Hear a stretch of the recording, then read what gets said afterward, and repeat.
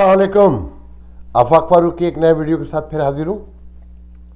मौजूद पाकिस्तानी है कि देख रहे हैं आप जो केओस है, सोशो पॉलिटिकल, इकनॉमिकल, सब कहना चाहिए कि पहले तो झगड़ा ये है कि 249 में रीपोलिंग होगी कि वोट काउंटिंग होगी। पहले तो वोट काउंटिंग हो रही है, दोनों पार्टियाँ पुरुम्मीद हैं, और फिर कि जनाब इलेक्शन रिफॉर्म होनी चाहिए।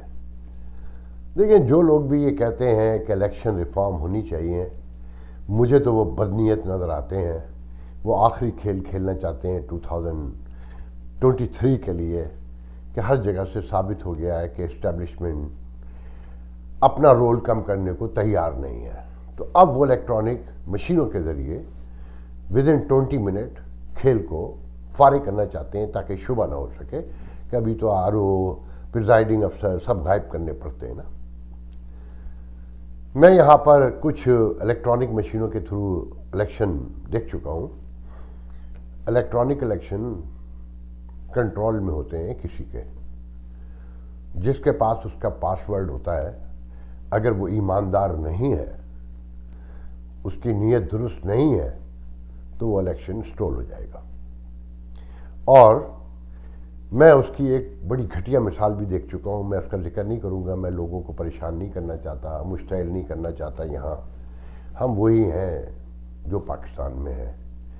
हमारी फर्स्ट जनरेशन जो पाकिस्तान से यहाँ आई है, मुझ जैसे लोग सुधरे नहीं हैं। अमेरिका ने हमारा बिगाड़ा कुछ नहीं। अदालतों तक में जा चुके हैं कि कैसे इलेक्शन हुए। जजों ने यहाँ ये तक कहा है दबे लफ्ज़ों में कि अमेरिका आए ही गए हो तो इसकी नॉर्म के साथ रहो। कि मशहूर है ना कि अगर रोम में रहते हो तो रोमन की तरह रहना सीखो, उनके कल्चर के मुताबिक।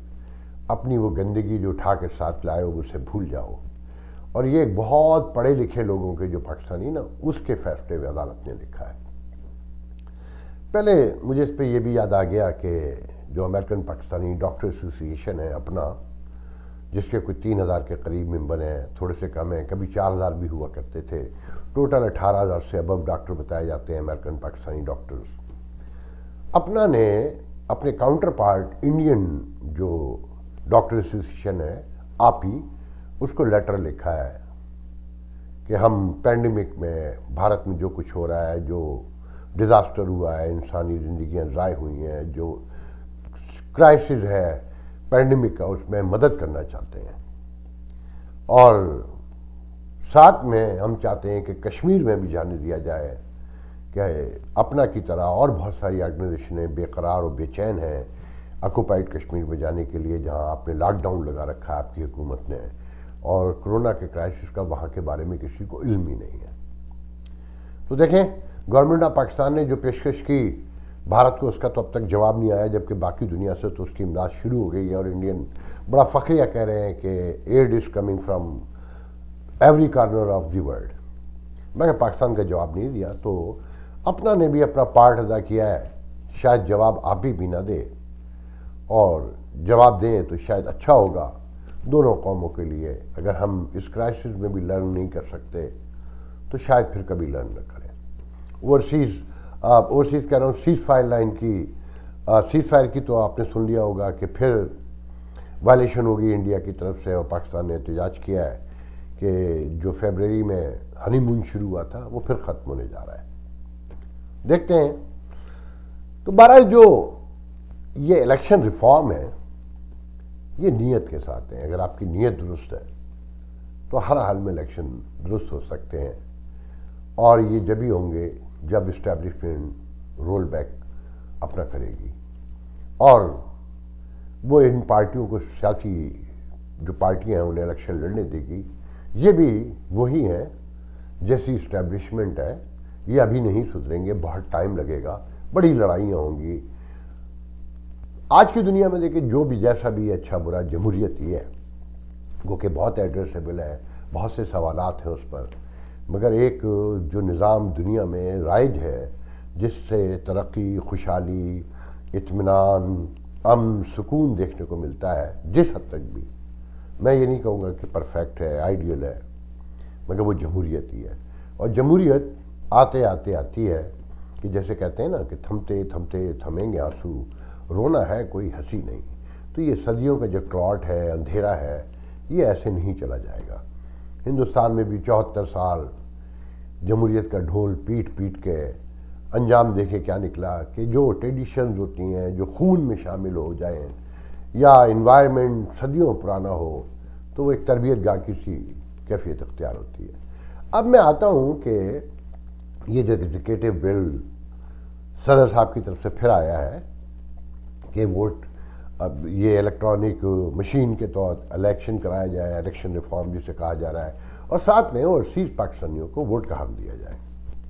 تو اس میں پہلا سوال تو یہ ہے کہ اوورسیز پاکستانی کون ہے، پہلے یہ چیک کیا جائے۔ یہ دو طرح کے اوورسیز پاکستانی ہیں، ایک وہ ہیں جو مڈل ایسٹ گئے ہیں، سعودی عرب گئے ہیں، لیبیا یا پورا اس خطے میں گئے، جو جاتے ہی نوکری کرنے ہیں اس تھاٹ کے ساتھ، اس یقین کے ساتھ کہ وہ نوکری کرنے جا رہے ہیں، پیسے کمانے جا رہے ہیں اور ایک دن واپس لوٹ آئیں گے، اور وہاں شہریت کا کوئی تصور بھی نہیں ہو اس علاقے میں، کیونکہ مسلمان ملک ہے۔ وہ امہ شمہ پہ بلیو نہیں کرتے ہیں جیسے ساؤتھ ایشیا کے مسلمان کرتے ہیں۔ ایک وہ پاکستانی ہے جو ہجرت کر کے اس خیال سے گھر سے جاتے ہیں کہ اب وہ مستقل کہیں اور رہیں گے، وہ یورپ ہے، امریکہ ہے، کینیڈا ہے، آسٹریلیا ہے، نیوزی لینڈ ہے، مطلب ویسٹرن ورلڈ۔ وہ نوکری کرنے نہیں آتے، میں نوکری کرنے نہیں آیا تھا، یا کچھ تھوڑے سے انہی لوگوں میں وہ شامل ہوتے ہیں جو ہائر ایجوکیشن لینے آتے ہیں، اور یہ ان کے کہیں خیال بھی ہوتا ہوگا کہ وہ لوٹ جائیں گے، مگر ان میں سے بھی بڑی اکثریت، اگر میں کہوں 95% اکثریت واپس نہیں جاتی۔ یہ بہت بڑا واقعہ ہے کہ یہ جو صدف لڑکی اسسٹنٹ کمشنر جس سے فردوس عاشق خان نے بدتمیزی کی کہ gold medalist throughout the education, اور کرنیل کی پڑھی ہوئی جو آئی وی لیگ کے اسکول ہے، پھر آرکنسا یونیورسٹی میں شاید میرے خیال میں، اور یہاں سے پڑھ کر لوٹ گئیں۔ میں سینکڑوں درجنوں اسٹوڈنٹس کو جانتا ہوں 40 سال سے، جو آئے تو ہیں یہ سوچ کر کے جائیں گے، گئے نہیں۔ بہت کم ہے صدف جیسے جو جذبہ ایمانی کہوں گا میں اسے، کہ جذبہ حب الوطنی سے سرشار ہو کر لوٹے ہوں، اور پھر انہیں تھرڈ کلاس سیاستدان سڑکوں پہ کھڑے ہو کے گالیاں دیں۔ ہو سکتا ہے اس نے بھی غلطی کی ہو، کیونکہ وہ بیوروکریسی کا ہی حصہ ہے پاکستانی، کہ انوائرمنٹ سب کو تبدیل کر دیتا ہے، اتنے بڑے انوائرمنٹ سے کوئی نہیں لڑ سکتا، مگر غلطی بھی تھی تو اس کے ایک طریقہ کار ہے جو آئین میں درج ہے، قانون میں درج ہے، اخلاقیات میں درج ہے کہ اسے کیسے ڈیل کرنا ہے۔ پھر اس کے خلاف ایک مہم پوری شروع کر دی گئی۔ بہرحال میں واپس آتا ہوں اپنے موضوع کی طرف کہ یہ جو اوورسیز پاکستانی ہیں، یہ جو امریکہ، یورپ میں رہتے ہیں، نیوزی لینڈ، کینیڈا اور آسٹریلیا میں، یہ تو مستقل یہاں رہتے ہیں، شہریت لے لی ہے 99% نے، اور جنہوں نے نہیں لیا ہے وہ اسے جہاد سمجھ کے لینے کی کوشش کر رہے ہیں۔ ایسے درجنوں سینکڑوں لوگ امریکن، کینیڈین جیلوں میں بند ہیں جو کئی سال ہو گئے گورنمنٹ آف کینیڈا اور امریکہ انہیں ڈپورٹ کرنا چاہتی، مگر وہ نہیں جانا چاہتے، وہ کہتے ہیں نہیں ہم نے واپس نہیں جانا، وہ جانے کے نام پہ رو پڑتے ہیں۔ انہیں ووٹ کا حق دینے کے کیا معنی ہے؟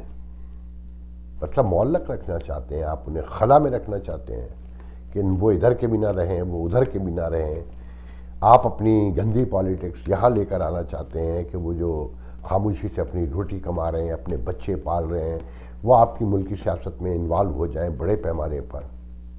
جو اور یہ نوٹ کریں کہ ایم آر ڈی کی تحریک کے دور سے میں کہہ سکتا ہوں، ضیالق کے دور سے، کہ جن پاکستانیوں نے یہاں پاکستان میں ڈیموکریسی کی بحالی کے لیے، ریسٹوریشن کے لیے کام کیا، جدوجہد کی، برف میں، پانی میں، سڑکوں پر، دروازوں پہ ایوان نمائندگان کے، کانگریس اور سینٹ کے، ای میلیں کی، جو کر سکتے تھے، مگر جب صلہ دینے کا وقت آیا تو ان سیاستدانوں نے صرف اپنے دوستوں کو صلہ دیا۔ جیسے پی ٹی آئی کی اگر میں بات کروں تو آپ خان صاحب کے کہیے گا سینے پہ ہاتھ رکھ کے کہیں کہ جو پاکستان میں ان کے ساتھ لوگ ہیں، محمود عوان سے زیادہ کسی نے کام کیا نیو یارک میں، جو آج جسے آپ نے خاموش کر کے یہ کہہ کر بٹھا دیا کہ آئیڈیلزم کہ پاکستان میں نہیں چل سکتا، وہ اقتدار تک نہیں لے جا سکتا۔ تو پیپلز پارٹی کے دور میں، مسلم لیگ کے دور میں بھی یہ سب کچھ ہوتا رہا ہے۔ اور ایک موقع پہ مجھے یاد ہے کہ نواز شریف نے کمال خوبصورت بات کی مینہٹن کے ایک ٹاؤن ہال میں، پاکستانیوں سے خطاب کرتے ہوئے کہ میں تو نہیں چاہتا کہ یہاں مسلم لیگ بنے، پیپلز پارٹی ہو یا اور جماعتیں ہوں، یہاں آپ امریکن بن کے رہیں اور امریکن سسٹم میں کام کریں اور پاکستان کے لیے کچھ کریں تو وہ بڑا کام ہوگا۔ وہ واحد لیڈر تھا، مگر جو پاکستانی مینٹلٹی کے ساتھ یہاں بہت سارے لوگ ابھی بھی زندہ ہیں ڈیلوژن میں، انہوں نے مسلم لیگ بنا کے چھوڑی۔ آج مسلم لیگ موجود ہے، مگر 2013 کے انتخابات کے بعد سے وہ آلموسٹ ختم ہو چکی ہے۔ ایک خالی قوان ہے جو شور مچاتے پھرتے ہیں، ویڈیو بھی بناتے ہیں، نعرے بھی لگاتے ہیں، پاکستان میں جا کے اسٹیبلشمنٹ کو بھی دھمکیاں ویڈیو پہ دیتے ہیں۔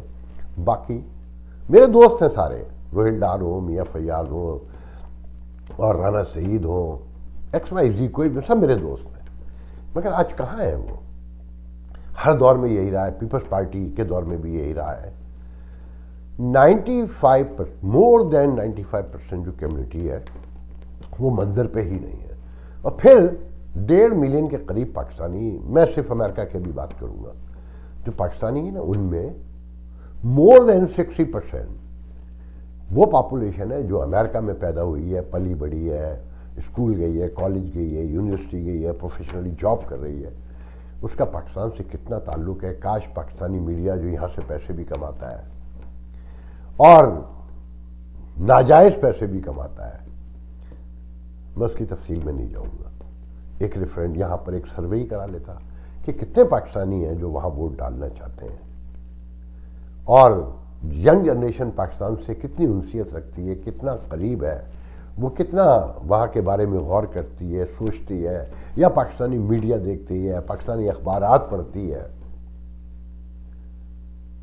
کاش کوئی یہ کام کرتا، مگر نہیں، کسی کو ضرورت نہیں ہے۔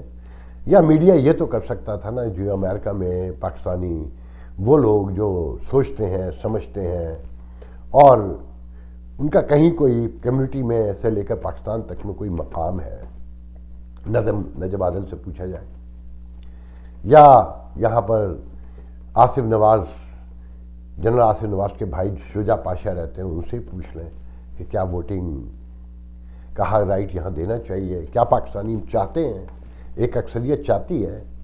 نعرے مارنا وقتی پاکستان کے لیے، میں بھی چاہتا ہوں کہ کچھ کروں، مگر میں ووٹ کے نظام کی حمایت نہیں کروں گا۔ ووٹ تو یہاں دینا چاہیے ہمیں، جو ہم نہیں دے رہے، 99% ہم ووٹ نہیں دے رہے۔ میں نے ابھی پچھلے دنوں بتایا تھا نا کہ ٹیکسز میں یا ڈیلس میں ایک کوپل کاؤنٹی میں ہمارے دوست کونسل کے لیے کھڑے ہوئے، 680 مسلمان وہاں رہتے تھے، جن میں یقیناً 600 پاکستانی ہیں، ان میں سے 100 ووٹ بھی دینے نہیں نکلے۔ کوئی ووٹ کا نمبر یہاں نہیں ہے ہمارا کسی کے پاس، سینکڑوں ہزاروں تنظیمیں ہیں، اور یہ تنظیمیں ہمارے ڈپلومیٹک کور نے اسٹیبلشمنٹ کے کہنے پر بنوا کے رکھی، ان کے درمیان انتشار پیدا کیا کہ یہ یونائٹ نہ ہو جائے، کہ یونائٹ ہوتے تو آج ایک بہت بڑی کوئی ایک تنظیم ہوتی، دو ہوتی، وہی بتا دیتی کہ ہمیں ووٹنگ میں پاکستان کی حصہ لینا چاہیے یا نہیں لینا چاہیے۔ خیر میں آگے بڑھتا ہوں۔ یہ ووٹنگ، یہ الیکشن ریفارم، یا آنیا جانیا 249 کا ری الیکشن یا ری پولنگ، جو کچھ بھی کہیں، اور ری کاؤنٹنگ، یہ سب تو جب چلیں گی کہ جب اکانومی ہوگی۔ کووڈ سے جو دنیا جس طرح آگے بڑھ رہی ہے، جو بھارت میں ہو رہا ہے، اور انڈین ویرینٹ ہر طرف پکڑا جا چکا، کہ ویکسین پہ بھی اس ویرینٹ نے سوالیہ نشان لگا دیے کہ ریڈگر یونیورسٹی کے انفیکشن ڈیزیز کا ایک سائنٹسٹ ڈاکٹر دونوں ویکسین فائزر کی لگوا کے انڈیا پہنچا اپنے فادر ان لا کی عیادت کے لیے، اور وہاں مر گیا کورونا سے۔ مطلب ویکسین ناکام نظر آتی ہے بظاہر، یہ تو آنے والے دنوں میں مزید ریسرچ سے پتہ چلے گا۔ اور پاکستان میں جو ہے ایس او پیز کا حال ہے، اس پر یہ سن لیجئے کہ لال مسجد سے تو آپ واقف ہوں گے، اور ایک عالم ہے جو واقف ہے اس سے، کون ہے جو نہیں واقف ہے اس سے؟ جہاں تک مجھے یاد پڑتا ہے، ایک جامع حفصہ تھا جب وہ ریاست سے ٹکرائے تھے اور مسجدوں سے اعلان کیا کرتے تھے کہ جنرل مشرف اقتدار ہمارے حوالے کر دو، ورنہ تمہاری جان بھی نہیں بخشیں گے. تمہاری جان کی بخشنے کا ایک ہی راستہ ہے کہ تم اقتدار ہمارے حوالے کر دو. یہ مولانا عبدالعزیز عرف برقع جو بھاگ گیا تھا آپریشن کے دوران، جس کا بھائی عبدالرشید مارا گیا، جس نے 2 دن پہلے مرنے سے مجھے انٹرویو دیتے ہوئے ٹیلی فونک انٹرویو پہ کہا کہ میں مرنے کے لیے اپنی ماں کے ساتھ تیار ہوں، ہم باہر نہیں جائیں گے، ہم لڑتے ہوئے مر جائیں گے مگر باہر نہیں جائیں گے. جس پر ہمارے میڈیا کا کوئی حصہ، کچھ حصہ ریاست پہ الزام لگاتا ہے کہ اس نے ریٹ بحال کرنے کی کوشش کیوں کی تھی. آج اسی کے نتائج پھر سامنے آ رہے ہیں کہ مولانا عبدالعزیز ویڈیو جاری کرتا ہے اور حیران کن انکشافات کرتا ہے. کہتا ہے کہ ہمیں فون آیا ہے کہ ہم SOPs پر عمل کریں. تو جواب میں ہم نے کہا کہ پہلے ہمارا محاصرہ ختم کیا جائے. مطلب پھر محاصرہ ہو چکا ہے وہاں. میں نے بھی سال بھر پہلے، 6 مہینے پہلے یہ تو سنا تھا اور ویڈیو بھی دیکھے تھے کہ وہاں ہنگامہ ہو رہا ہے، پتھراؤ ہو رہا ہے، مگر مجھے نہیں پتا تھا کہ وہاں پھر محاصرہ ہو چکا ہے. وہ کہتا ہے کہ پہلے ہمارے چند مدرسے تھے، اب ہمارے پنجاب اور خیبر پختونخوا کی سرحدی علاقے میں 50 مدرسے ہیں. اور وہ کہتا ہے اس ملک میں چند 3rd کلاس لوگ، جس میں چیف آرمی چیف بھی شامل ہے اور وزیر اعظم، بیٹھ کر فیصلے کر لیتے ہیں اکیلے میں، گٹ پٹ کرتے ہیں. پارلیمنٹ میں بھی نہیں آتے کہ وہاں کچھ مولوی بیٹھے ہیں کہیں وہ اللہ کا نام نہ لے. وہ کہتا ہے کہ کوئی کرونا شرونا نہیں ہے، روزہ رکھے ہیں. روزہ جو ہے وہ اس کی بھوک جو ہے بدن میں، کرونا تو کیا وہ کینسر کے جرثومے کو بھی کھا جاتا ہے. اس کی باتیں سنیں، وہ 8 منٹ یا 9 منٹ کا ویڈیو ہے. میں تو سن کے لرز گیا. پہلے ایک جامع حفصہ تھا اور ایک لال مسجد تھی، تو باقاعدہ ریاست کو فوجی آپریشن کرنا پڑا، مقابلہ ہوا. اب وہ 50 جگہوں پہ بیٹھے ہیں. تحریک لبیک بھی ہے، حرمت رسول کے نعرے بھی ہیں، ریاست مدینہ بھی ہے. دہشت گردی کے خلاف آپریشن کے بعد وہ مارے کم گئے ہیں، چھپ زیادہ گئے ہیں. اور ریاست کا اپنا رویہ ہے کہ عالمی برادری سے بھی لڑنے کو تیار ہے. اس ماحول میں پھر غربت، بھوک، بیماری، یہ سب کیا گرو کریں گے؟ اس کے کیا نتائج سامنے آئیں گے کہ ملک کا نیا وزیر خزانہ کہتا ہے کہ اگر اکانومی گرو نہ ہوئی 5% پہ اگلے 4 سال میں تو پھر اس پاکستان کا خدا حافظ ہے. اس سچویشن میں غور کریں، دیکھیں کہ پارلیمنٹ کو کیا کرنا چاہیے، اپوزیشن کا کیا رول ہونا چاہیے، حکومت کو کس سنجیدگی کا مظاہرہ دکھانا چاہیے. مگر وہاں لڑائی یہ ہے کہ الیکشن ریفارم ہوں گے کہ نہیں ہوں گے، احتساب بیورو کام پراپر وے میں کر رہا ہے کہ نہیں کر رہا ہے. عدالتوں کے خلاف جسٹس فائز عیسیٰ کے فیصلہ آنے کے بعد اسٹیبلشمنٹ جس پیمانے پر مہم چلا رہی ہے 5th جنریشن وار کی سائنسی آڑ میں، سب کچھ دیکھ کر حیرانی ہوتی ہے. ایسا لگتا ہے انہیں یقین کامل ہے کہ پوری دنیا ان کے سامنے معذور ہے. وہ جو چاہیں گے کریں گے، ان کے یہاں کوئی کرائسس نہیں ہے. انہیں یقین کامل ہے کہ یہاں کوئی کرائسس نہیں ہے.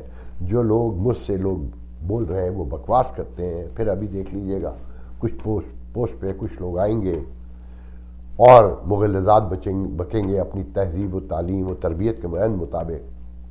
سوال تو کرتے ہی نہیں ہیں، ڈائریکٹ براہ راست خطاب میں گالیاں بکتے ہیں. بہرحال آج کے لیے اتنا بہت ہے. انشاءاللہ آپ سے کل پھر دوسرے ویڈیو میں بات ہوگی.